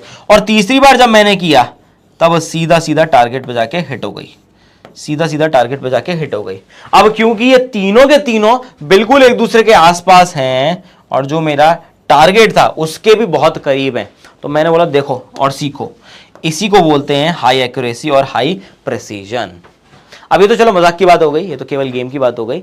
अब अगर आपके पास 4 ऐसी मशीन दे रखी हैं तो आप हमेशा सेलेक्ट किसको करोगे, आप कहोगे सर मैं आंख बंद करके ये वाली मशीन ले सकता हूं जो कि अच्छी एक्यूरेसी और अच्छा प्रिसीजन दिखाए। तो याद रख लेना एक्यूरेसी और प्रिसीजन केमिस्ट्री में और फिजिकल केमिस्ट्री में तो बहुत ज्यादा जरूरी है, इवन फिजिक्स में भी बहुत ज्यादा जरूरी है। इसलिए हम हमेशा सिस्टम को कैलिब्रेट करते हैं पहले, ताकि एरर के चांसेस मिनिमाइज हो जाए और हमारे पास हमेशा रिजल्ट जो आ रहा है वो बिल्कुल सही तरीके से ही आए। क्लियर है? I hope this part is clear. अब नेक्स्ट जो बात करते हैं वो आता है आपका scientific notation as well as significant figures. ये दो चीजें काफी इंपॉर्टेंट है। साइंटिफिक नोटेशन को अगर आप देखोगे कोई बहुत बड़ी चीज नहीं है ये, मतलब ऐसा कोई नेक्स्ट लेवल वो नहीं है, कॉन्सेप्ट नहीं है जो समझ में ना आए। बेसिकली जो साइंटिफिक नोटेशन का ओरिजिन था वो केवल इस बात से हुआ था कि एक केमिस्ट्री के अंदर जब भी हम देखते हैं, जब भी हम केमिस्ट्री के अंदर बात करते हैं तो हमारे पास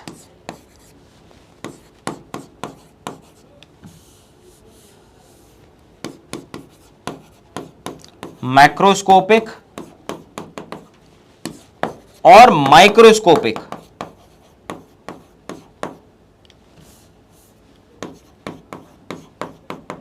दोनों ही क्वांटिटीज आती हैं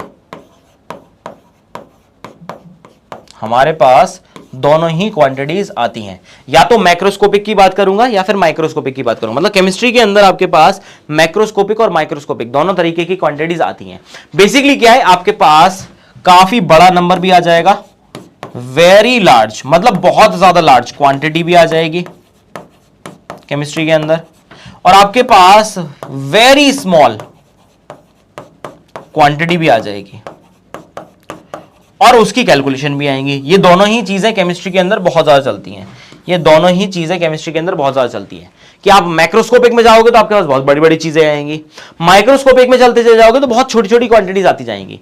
अब वो नंबर इतने बड़े और इतने छोटे होंगे कि आप हर बार उनको लिख नहीं सकते हो, तो उसके लिए इजाद किया गया था साइंटिफिक नोटेशन। ये केवल आपका एक मेथड है टू एक्सप्रेस वेरी लार्ज और वेरी स्मॉल क्वांटिटीज। केवल इसको यूज किया गया था किसके लिए, कि बहुत बड़ी और बहुत छोटी क्वांटिटीज जो हैं उनको लिखने के लिए इसको यूज किया गया था, क्योंकि मैं बार बार उस नंबर को लिख नहीं सकता हूं अपनी कैलकुलेशन में, तो इजीएस्ट वे तो कोई होना चाहिए।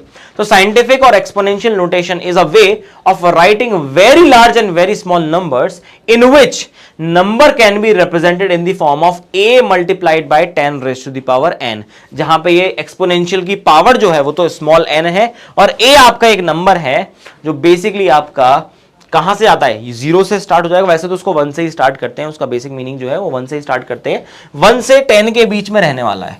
वो क्या है आपका, वो 1 से 10 के बीच में रहने वाला है। तो नोटेशन कैसी दिखती है, नोटेशन दिखती है कुछ इस तरीके की, a multiplied by 10 raise to the power n, जहां पे n जो है वो आपका एक्सपोनेंट है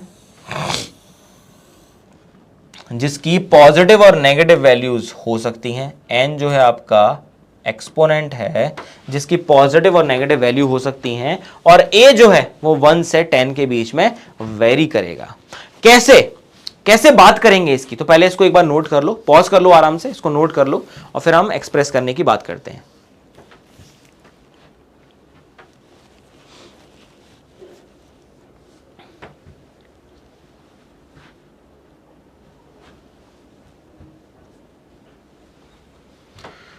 चलो अब बात कर लेते हैं एक्सप्रेस करने की, कि लेट्स से मेरे पास एक बड़ा नंबर आ गया है, बड़ा नंबर आ गया, इतना बड़ा नंबर दिख रहा है मुझे, अब मैं क्या करूं इस केस में। याद रख लेना, जब भी आपके पास लार्ज नंबर होगा, जब भी आपके पास लार्ज नंबर होगा, वहां पे एक्सपोनेंट जो है वो हो जाएगा पॉजिटिव, एक्सपोनेंट जो होगा वो हो जाएगा पॉजिटिव, और जब भी आपके पास स्मॉल नंबर होगा तो ये जो एक्सपोनेंट है ये हो जाएगा नेगेटिव, ये हो जाएगा नेगेटिव। ठीक है, अब बेसिकली मैंने आपको बोला था कि लार्ज नंबर है और इसको रिप्रेजेंट कैसे करना है, इसको करना है मुझे a multiplied by 10 raise to the power n में, कैसे भी इस एक्सप्रेशन में मुझे इसको रिप्रेजेंट करना है। करना क्या पड़ेगा, बहुत सिंपल सी चीज है। आप देखो यहां पे जब आपके पास लार्ज नंबर होता है तो याद रख लेना, ये आपके पास लेफ्ट साइड है और ये आपके पास राइट साइड है, तो आपको डेसिमल को मूव कराना है राइट से लेफ्ट की तरफ, आपको डेसिमल को मूव कराना है राइट से लेफ्ट की तरफ, आपको मूव कराना है राइट से लेफ्ट की तरफ। तो उस केस में आपको बस प्लेसेस देखने हैं जहां तक आपको वो डेसिमल को मूव कराना है। देखो भाई 1 2 3 4 5 6 7 8 9 10 11 12 13 14 15 16 17 18 19 20 21 22 23 स्टेप तक मैं इसको मूव करवा रहा हूं, तो ये क्या हो जाएगा 6.02 इतना रह गया, multiplied by 10 raise to the power 23। हो गया कन्वर्जन। कितना इजी दिख रहा है, इसको लिखना कितना आसान है, जबकि इसको बार बार कैलकुलेशन में लिखना बहुत मुश्किल है। ठीक है, तो ये जो एक्सप्रेशन है इसी को हम क्या बोलते हैं, साइंटिफिक नोटेशन बोलते हैं बेटा। अब इस केस में देखोगे तो आप कहां से मूव कर रहे हो, अब आप लेफ्ट से डेसिमल को राइट की तरफ मूव कर रहे हो। जब इधर मूव करोगे बेटा तो अपने आप ये नंबर क्या हो जाएगा, नेगेटिव हो जाएगा। तो आपको बस यही याद रखना है कि आप राइट से लेफ्ट आ रहे हो या लेफ्ट से राइट जा रहे हो। तो इस केस में आप देखोगे तो डेसिमल को 1 2 3 4 5 6 7 8 9 10 11 12 13 14 15 16 17 18 19 20 21 22 23 4 5 6 7 8 9 10 30 31 32 32 तक मुझे मूव कराना है इसको। मतलब देख रहे हो कितना बड़ा कैलकुलेशन किया है मैंने। इसको अगर करोगे तो ये हो जाएगा 9.1 multiplied by 10 raise to the power -32 kilogram. अब उस नंबर को देखो और इसको देखो, कितना आसान है इनको लिखना। तो बस आपको देखना है कि कितने पॉइंट पे आपको जंप करवाना है। बस ये नंबर जो है ये 1 से 10 के बीच में आने चाहिए। आई बात समझ में? क्लियर है? तो ये जो नोटेशन होती है इसको हम क्या बोलते हैं, साइंटिफिक नोटेशन। बट ये ऐसे हमारे लिए यूजफुल नहीं है। इसके जो रूल्स आते हैं, मैथमेटिकल एप्लीकेशंस आती हैं, वो हमारे लिए ज्यादा रेलेवेंट है।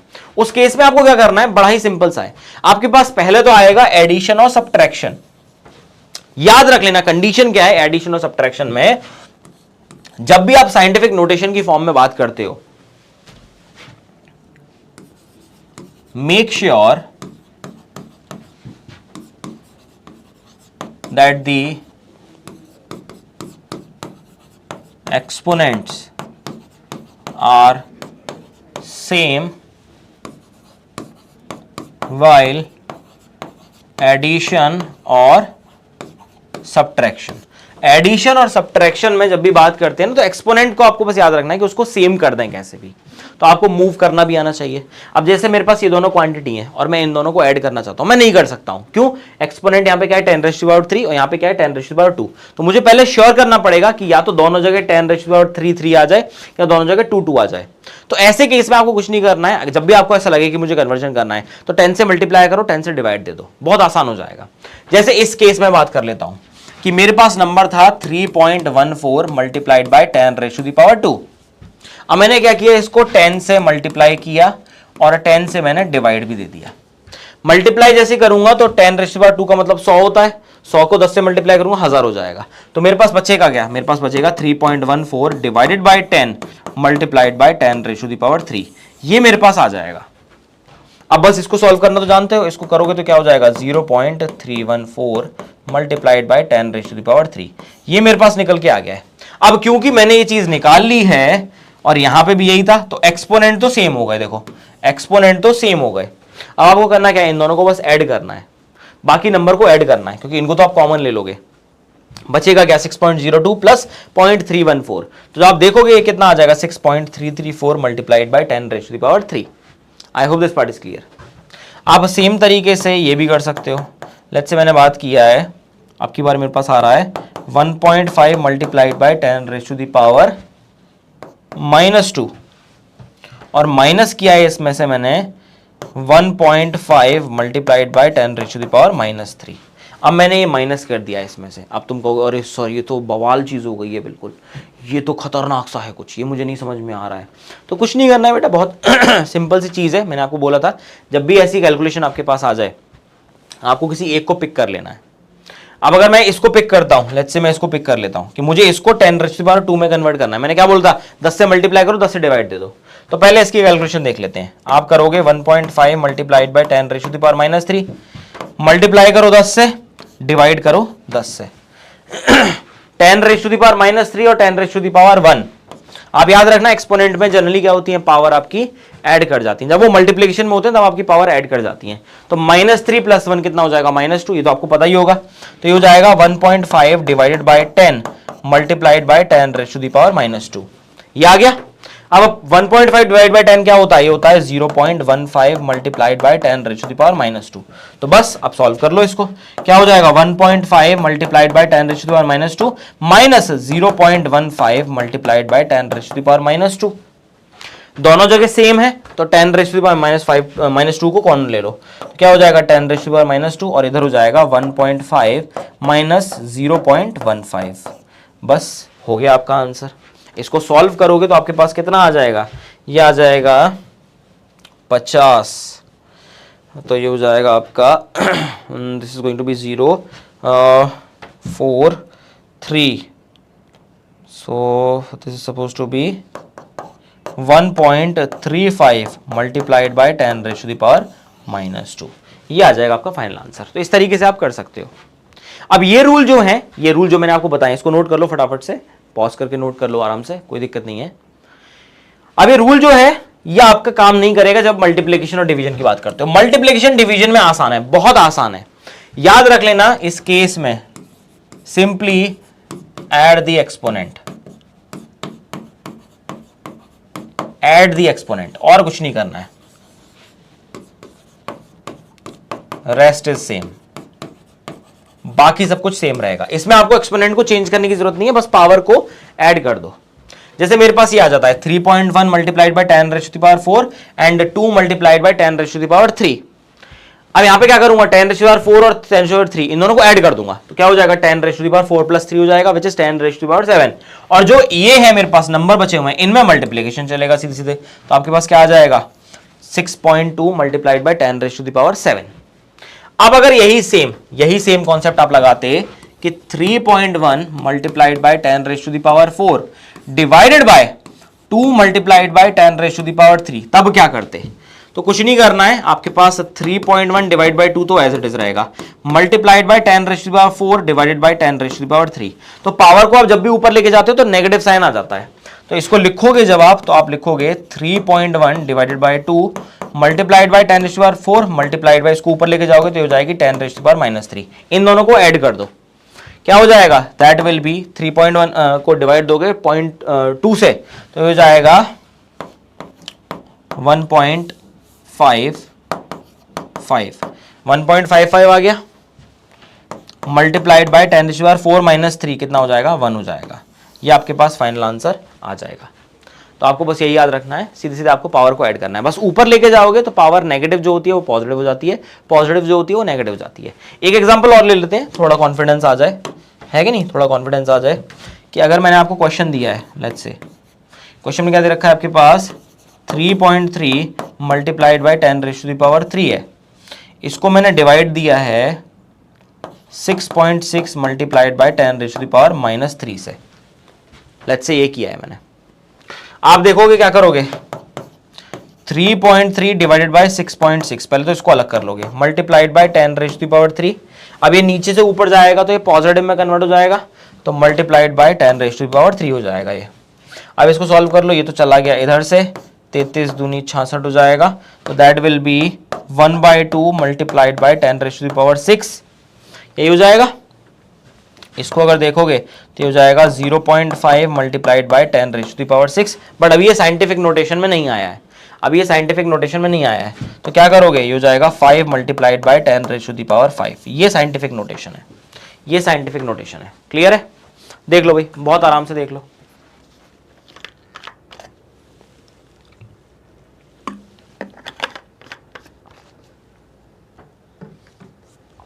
ये सारी कहानी जो है ये आपकी साइंटिफिक नोटेशन की है। अब देखो कुछ क्वेश्चंस हैं, पहले भी मैंने कुछ क्वेश्चन दिए थे और ये भी क्वेश्चन आपको दे रहा हूं, और ये आपके होमवर्क में दे रहा हूं, ये भी आपके होमवर्क में दे रहा हूं, ठीक है? इसको भी सॉल्व करके देख लेना। ऐसे आपको क्वेश्चन एनसीईआरटी के अंदर भी मिल जाएंगे, थोड़े बहुत क्वेश्चन दे रखे हैं। आपके पास मॉड्यूल है तो वेल एंड गुड है, बहुत अच्छी बात है, आप मॉड्यूल से भी सॉल्व कर सकते हो। साइंटिफिक नोटेशन के क्वेश्चंस, यूनिट कन्वर्जन के क्वेश्चन और आपके डायमेंशनल एनालिसिस के question, as well as accuracy and precision के क्वेश्चन, ठीक है? ये वाला पार्ट जो था ये सारा बेसिक था। अब जो नेक्स्ट क्लास से हम लोग स्टार्ट करने वाले हैं वो बेसिकली आपका पहले तो सिग्निफिकेंट फिगर्स हैं, उनको हम लोग कंप्लीट कर लेंगे, छोटा सा एक पार्ट है, हार्डली 5-10 मिनट लगेंगे और उनके कुछ क्वेश्चन है वो सॉल्व कर लेंगे, और फिर सीधा स्टार्ट करते हैं एटम की जर्नी, क्योंकि अब सारा काम एटम की जर्नी से ही स्टार्ट होने वाला है। अब पहले हम मास का एनालिसिस देखेंगे, कौन कौन से मास हम निकाल सकते हैं, फिर उसके बाद हम जाएंगे मोल के कैलकुलेशन पे, और फिर हम सीधे सीधे जाएंगे कि इक्वेशंस को जब देखते हैं, केमिकल इक्वेशंस को, तब कहानी में क्या चेंजेस आते हैं, ठीक है? तो रिमेनिंग पार्ट जो है वो हम लोग करेंगे नेक्स्ट क्लास में डिस्कस। आज वैसे मेरा टारगेट था कि मैं जो डाल्टन्स की एटॉमिक थ्योरी है उसको करवा पाऊं, बट बाय एनी चांस नहीं किया हमने। लाइट रखते हैं अभी डिस्कशन, ताकि आपको प्रैक्टिस करने का पूरा चांस मिल जाए, क्योंकि काफी नए नए टर्म्स आप लोगों के लिए आ रहे हैं अभी, तो बिल्कुल टेंशन नहीं लेनी है, इसी पेस पे सारा चीज चलेगा, बहुत आराम से करेंगे। बस जो जो चीज बताई जा रही है आपको होमवर्क के लिए वो जरूर आप करते हुए चलना, ताकि जो कंफ्यूजन के चांसेस हैं वो आपके मिनिमम हो जाए। ओके, सो आशा करता हूं ये सेशन आपको समझ में आया होगा और कुछ नया सीखने को जरूर मिला होगा। ओके, तो हम मिलते हैं अगले सेशन में, जब तक आप जितना होमवर्क है उसको कंप्लीट कर लेना, और बाकी की चर्चा फिर करेंगे नेक्स्ट क्लास में। Okay, bye bye everyone, take care.